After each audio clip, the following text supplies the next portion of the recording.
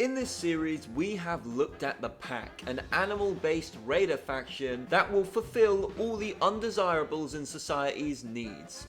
It ain't my fault he ran right in front of my truck. We have then taken a look, everyone's favorite Chad faction for the pro gamers who want to feel like a special forces member but working as a raider. On your man, homie. I tried to sneak through the door, man. Can't make it. Can't make it. Stuck. Out of my way, son. Door stuck. Door stuck. Please. I beg you. We're dead. You're a genuine stalker.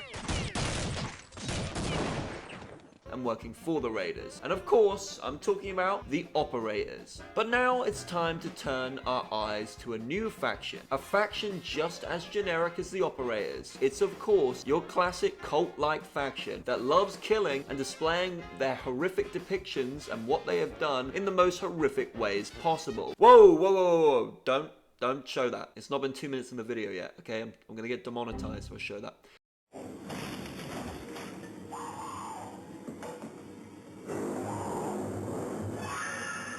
Here's Johnny. So, if you love yourself a cartoonishly generic level of pure unfiltered evil, then you're going to love the Disciples. And of course, love this video. Well, I hope anyway. I actually don't know that, so just stay to the end and then tell me. So, without further ado, let's take a look at this horrific group of complete and utter psychopaths for the sake of being psychopaths, and see just how crazy they really are, and whether their mad ways helps them to become a strong faction, or only makes them seem more amateur in nature, and less effective as a raider group. Before I continue with the rest of this video, I want to thank you all for the support on the last video. It truly means a lot to me. I also want to apologize, it was a day late out. Once again, I keep saying this, but I'm working on 2 videos at the minute, so that's just why things are, I'm really working hard to get videos out and stuff. But yeah, thank you guys so much for watching. Make sure to like, subscribe, and hit the bell notification. Leave a thumb up, please, if you like the video, and comment down below after the video's over. Thank you all for watching, and I hope you all enjoy the video. The Disciples are, like I said, by far the most generic faction out of all the ones based in Nuka-World.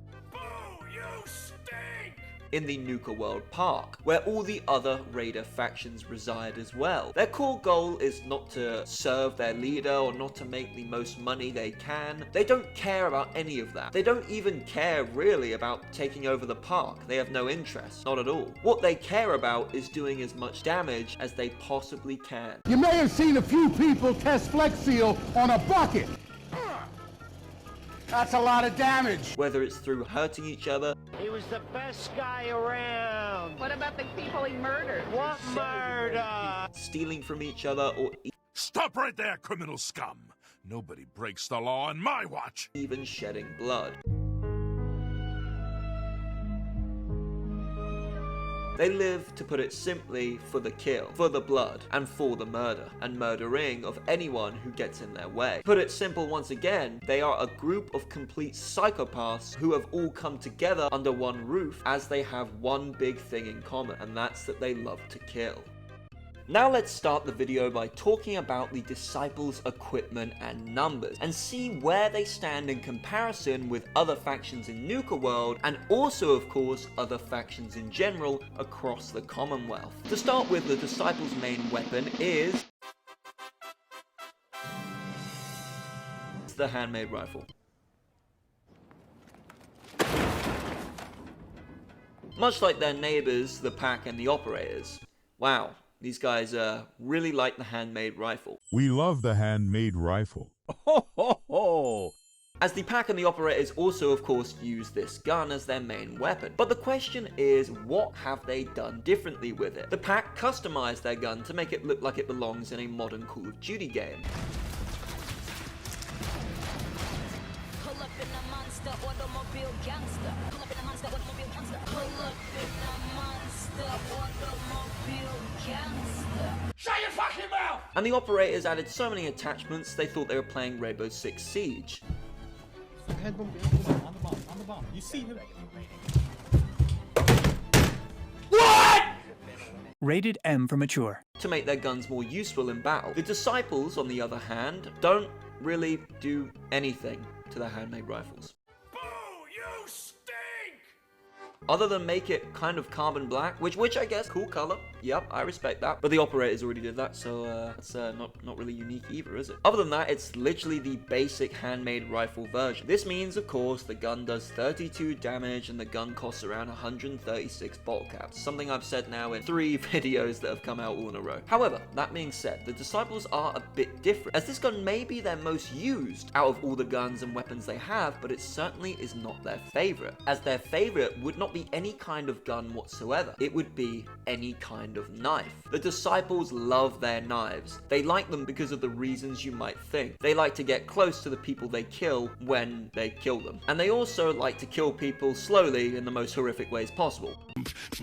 Why so serious?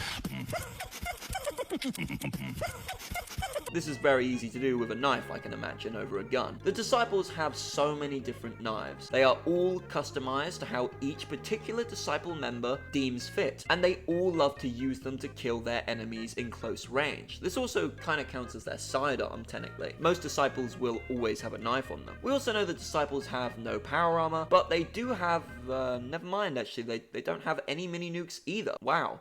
They're actually very under-equipped when it comes to weapons, considering they're the most murderous faction out of all the ones in Nuka-World. In terms of numbers, much like the operators and the pack, the Disciples have around 50 men, which means they probably have around 80 main weapons, because I did spot overall more weapons than the operators, but around the same as the pack in their base, which overall leaves them with nothing special, now that I think about it. But hey, that's that, I guess. This might actually be the least kitted out faction I've ever looked at when it comes to equipment and numbers, but hey, it is what it is. Anyway, with that being said, these are the final statistics for the Disciples' equipment and numbers.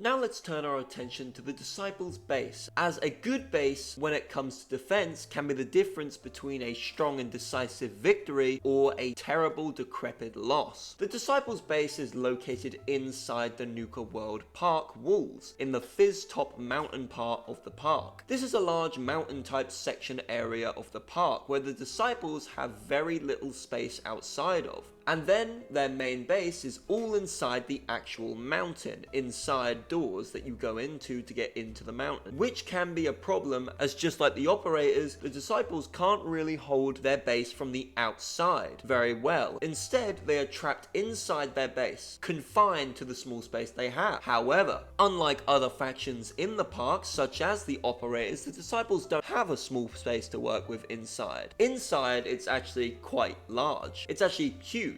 And allows for a lot of room to hold the base from different angles. This means that even if an enemy made it inside the base, then the Disciples would be able to hold the base using both high elevated section of their cave like base to their advantage, and also using the lower down sections to hold from 2 different angles, creating a choke point for any enemy and every enemy force and foe that enters through the only one door in the base. The other great thing about this base is that because there's no outside section really to hold, there is no way for an enemy to attack via the air, as the base is a mountain and the Disciples are located inside that said mountain, so that offers protection from airstrikes or from any attempted aerial insurgent from enemies of the Disciples. Then of course, like all Nuka-World factions, there's always the option for holding their position from the front of the park, from the entrance, which the Disciples could definitely do, and do very easily. Not to mention, just like the other factions, holding the front entrance would be extremely easy to do so for the Disciples, and you'd definitely be able to push back any enemies coming forward just by holding the front gate. Similarly to other factions, the Disciples could hold multiple different spots of land all over Nuka-World. This would be agonizing for enemy forces, as they'd have to mobilize their army and then split them up, which would make their job of attacking the Disciples much harder, because they'd have a staggered army and split forces. So overall, their base is great for holding, as it can be held from only the inside. However, there's space inside where they can mobilize, move around, hold from high up positions, hold from low down positions, hold the entrance from 2 different angles, set traps, hold from long positions, hold from short range positions. There's a lot of different ways they can hold that one door and create a nice choke point to destroy any factions coming in. However, it's not all good, of course. Not having an outdoor section really does mean they're confined, and it would kind of be a last stand. If they're being attacked, there's no way they can get out of the base. So they would simply have to hope that they could hold and destroy all enemy forces trying to take them out. If they couldn't, that would be their last stand. This is always the problem when you don't have an outdoors section, because an outdoors section allows you to always have a better position on your front door and always be able to flank and mobilize your troops better and move around better. That being said, this means that the base is not perfect, so I can't rate it perfectly. However, the base is certainly not bad. So overall, I'm going to give the Disciples a 65% effectiveness on the effectiveness scale for bases. Now let's take a look at what probably is the most important part of this video and the evaluation of the Disciples, and that of course is looking over their tactics. To start with, I'll briefly talk about the Disciples' armor, as I didn't cover that in the last section where I probably should have. The Disciples appear to be wearing a medieval-like armor plates. The armor looks to be very heavy, but also very strong, and they are even seen wearing helmets. Let's take a look at those helmets, shall we? Okay, what the fuck is that then? Holy Jesus. What is that? What the fuck is that? What is that, Private Pile? Other than the fact they most definitely can't see out of their helmets, I think their armor for the most part is actually okay. It's strong, thick, plated armor, and I think it would probably work well at absorbing bullets and taking most of the hits given out to the Disciples. And the Disciples appear to still be mobile enough to carry whatever weapons and run and fight however they want to, and the armor clearly doesn't affect them in that aspect, so that's good. So they can still fight enemies in combat to great succession even with this heavy plated armor on. I mean, the only negative thing about this armor is the fact that I'm 100% sure they can't see shit out of the helmets. Now, as for actual tactics, for a bunch of insane people, their leader seems to be quite smart. She talks very calculated and very disciplined for someone who leads, well, literal psychopaths. Do what you want, but don't get caught. The last thing I need is the operators in pack breathing down my neck.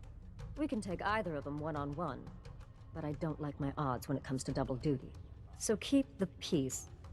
That's the only rule we need. Now, that being said, the Disciples have about as much tactics as Trump does sense. Just tell you about Russia. Russia used to be a thing called the Soviet Union. Because of Afghanistan, they went bankrupt. They became Russia, just so you do understand, okay?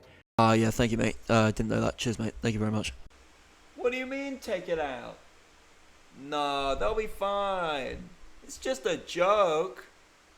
What do you mean people get political? The Disciples are made up of completely insane psychopath people. Therefore, it's not much of a surprise that, well, they're lacking in the tactical department of their brain. They have no new strategies or new gimmicks. The pack have the gimmick of the animals, operators have their gimmick and tactic of using stealth to their advantage. The Disciples don't have either. In fact, they have nothing. Instead, they choose to charge head first into enemy lines, hoping that they will get the job done. Thanks to their strong equipment and good armor, this often will work against small factions or small detachments from large factions, but start placing them up against any faction that knows what they're doing when it comes to fighting and military tactics, and yeah, I'm sorry, but they have literally no chance. Even against their Nuka-World counter factions, due to them having no gimmick of their own in battle to use, they would be very likely to fall very quickly, even to their counter factions. The only thing they really have going for them in battle is that it is said that they can be quite sneaky, so maybe they could ambush a faction and take them on and take them off guard. I mean, if they did that, then yeah, sure, I mean, that could work great and have great success. However, that being said, I think that would be very few and far between. The Disciples themselves don't even work as a strong united group. They're more focused on killing each other and whoever gets in their way for that matter than fighting together. So trying to get them to mobilize and follow orders to commit an attack plan would be very hard to do so in my opinion. So overall, I'm going to give the Disciples a generous 20% effectiveness on the effectiveness scale for tactics.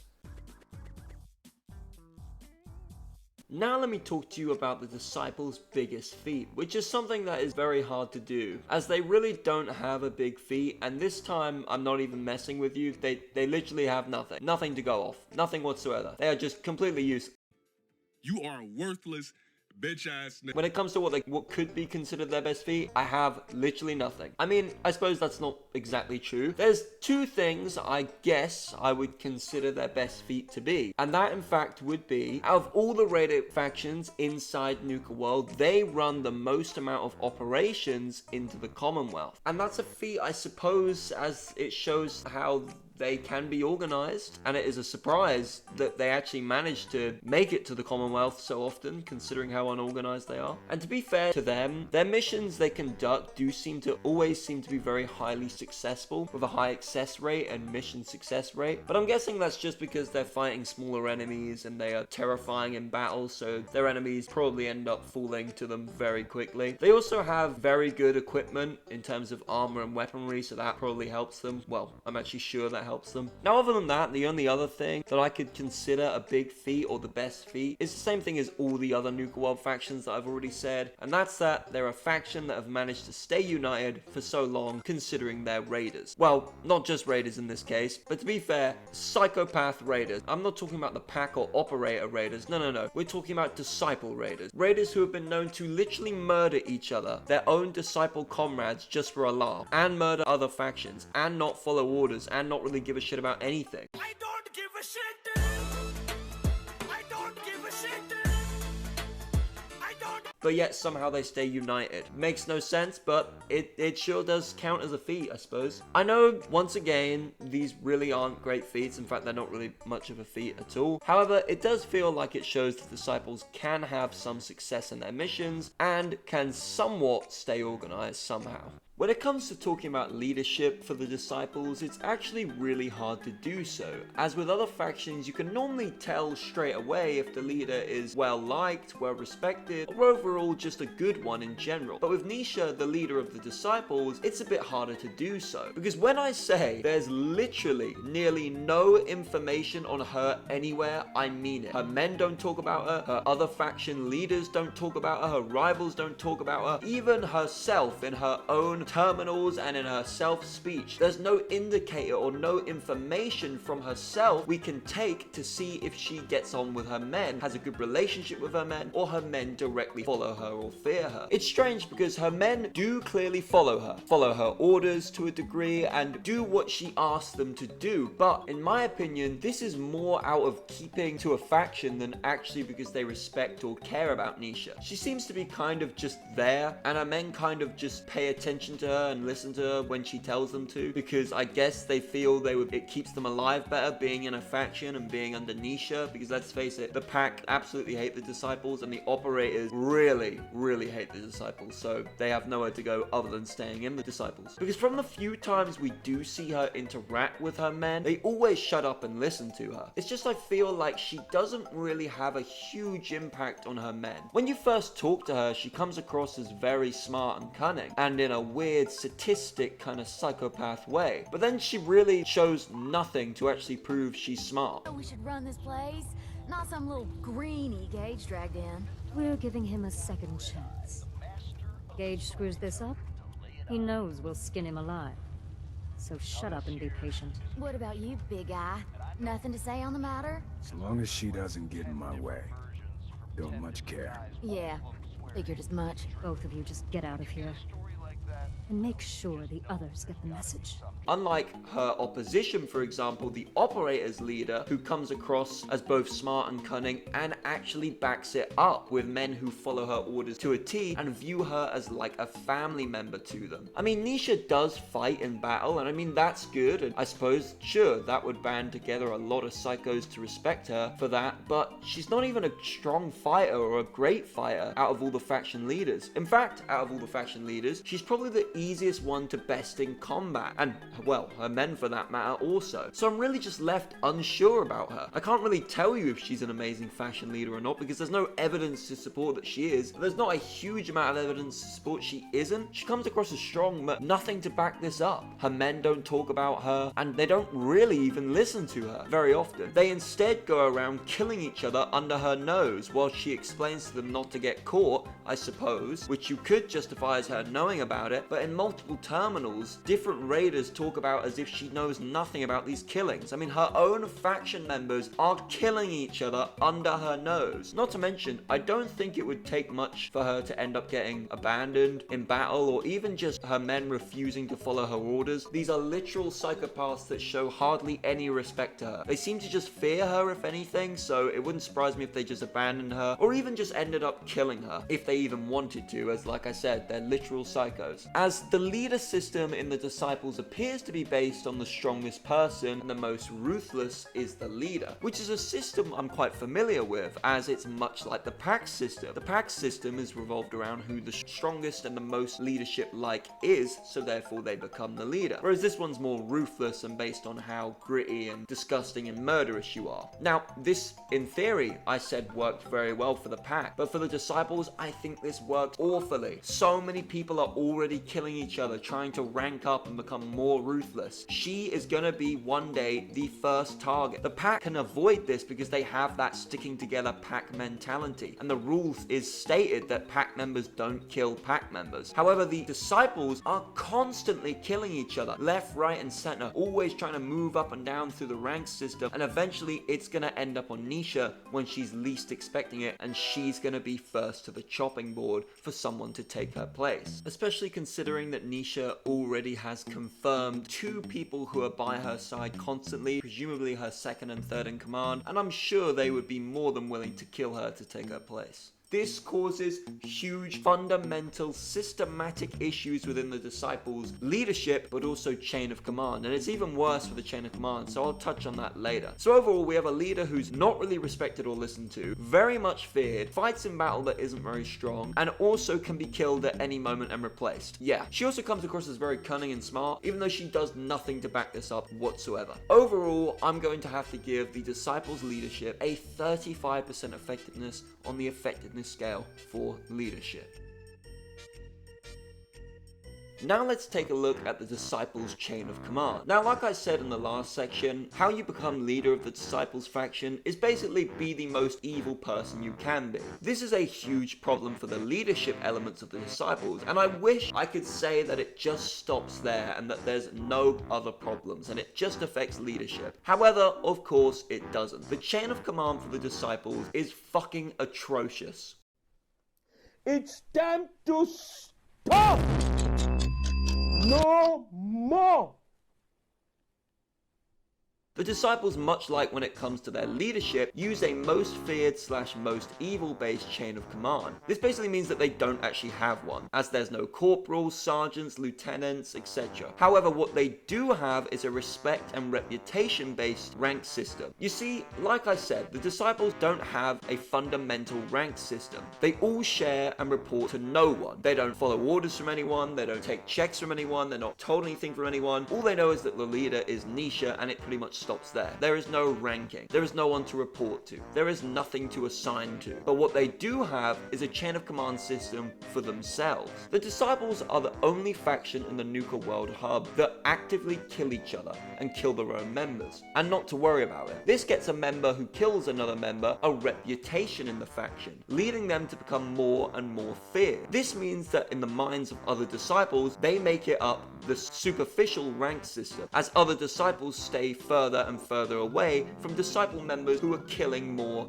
members than they are, and being more evil in general. Basically, you don't want to fuck with the person who's killed 8 Disciples, your own people, or 16 other faction members, or done the most evil fucked up shit ever. This superficial rank system goes on you being the most evil, degenerate, disgusting person you can be. So if you've killed the most amount of allies, say you've killed 16 and the person under you've killed 8, the person's probably not going to mess with you. That goes for not just Disciples, but other raiders, animals, civilians such as settlers, torturers included, probably eating people, just the most horrific, disgusting things ever. The most amount of crimes you can basically ever commit means you're the best in this superficial rank system. This is probably how the 2 top people in the Disciples became the 2nd and 3rd in command under Nisha, by killing other Disciples and being more ruthless than their fellow faction comrades and members. To be fair, this is also how Nisha became leader, but that's to do with leadership, even though it's pretty much the exact same system. With all that being being said, I think this is very easily the worst chain of command system I have ever looked at. This makes the disciples feel even less unified than they were, and they were not unified before. They frequently kill each other, and I cannot state that enough. Not to mention, this means that there is zero, and I mean zero trust in the disciples and disciple-on-disciple relationships. As when you're talking to someone, the only thing you're really thinking in your head is, I hope this person isn't going to kill me in the future, or I hope this person isn't eyeing me up to be on the chopping block and be the next person above me in the respect meter and the feared meter. It's basically a really messed up version of the reputation system from Red Dead Redemption 2.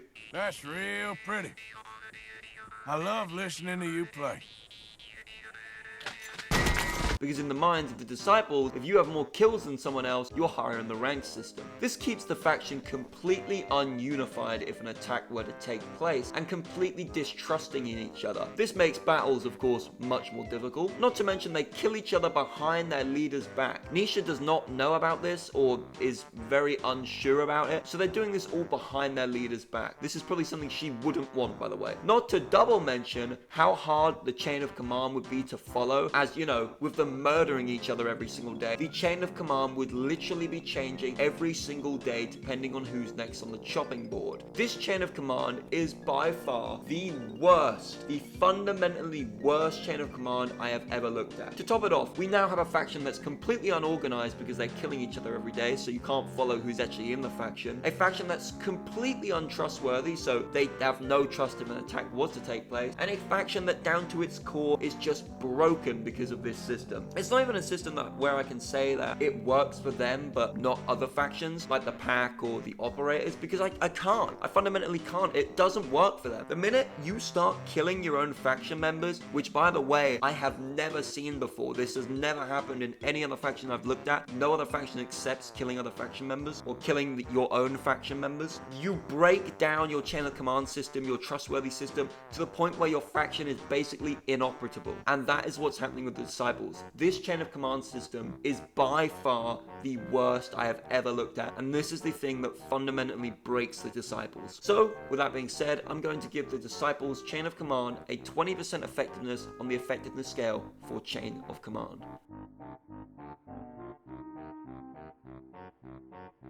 Now, if you've seen the other two videos I've done on Nuka-World, you're probably guessing I'm going to start this section by saying this was a really hard section to do, as there really isn't that many or no real-life military factions throughout history or now that relate to this third raider faction. However, this time I'm not going to say that, even though I just did, because it really was not that hard to find a faction that came straight to mind and was in real life and still is real to this day when it came to comparing them to the disciples. However, before I talk about what faction I'm going to be comparing with the disciples, I need to talk about comparing the disciples to the USA's army. Not that there's that much in comparison, because the only thing they share in common with each other is the fact that both use strong weapons. Other than that, the US army would literally wipe out the disciples with little to no issues. However, the real faction slash real life military force that I think you could make a strong comparison to the disciples liking is the people of the North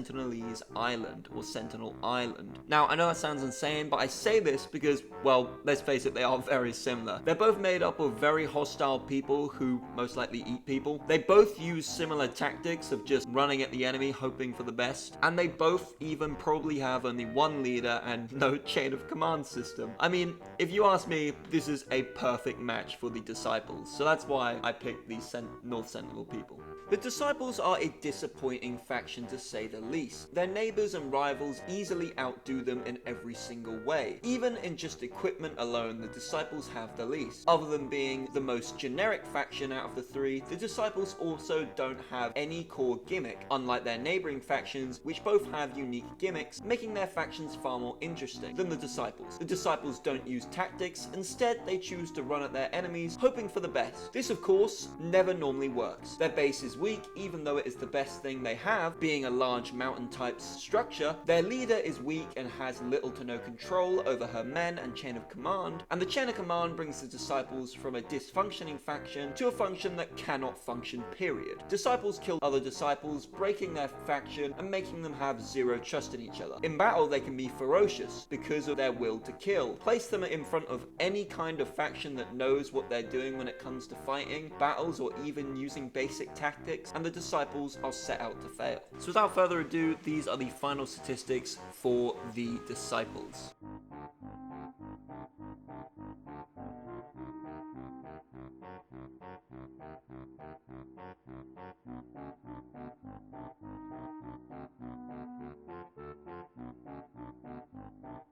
Thank you guys ever so much for watching this video. I hope you enjoyed it. I'm so sorry it's out late.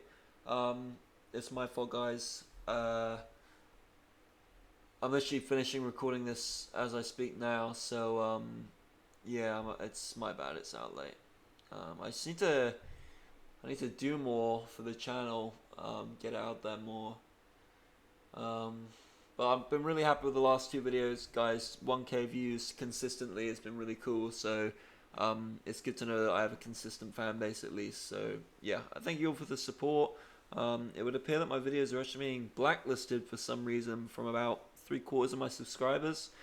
So I'm trying to work on getting that sorted out. But thank you all for the support, and I'll see you all in the next video. Stay safe, guys, as always. I hope you enjoyed this video. Comment, like, share, subscribe. Thank you all for watching. I'll see you on the next video. Stay safe, guys. Peace.